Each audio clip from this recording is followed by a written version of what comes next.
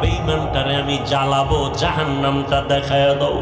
এরে নবীর উম্মতের দল, জাহান্নামটা দেইখা অন্তরের পানি শুকাইয়া পাগল, ওদিকে আজরাইলের চেহারাটার আকৃতি দেইখা পাগলের মতো হয়ে যাবে।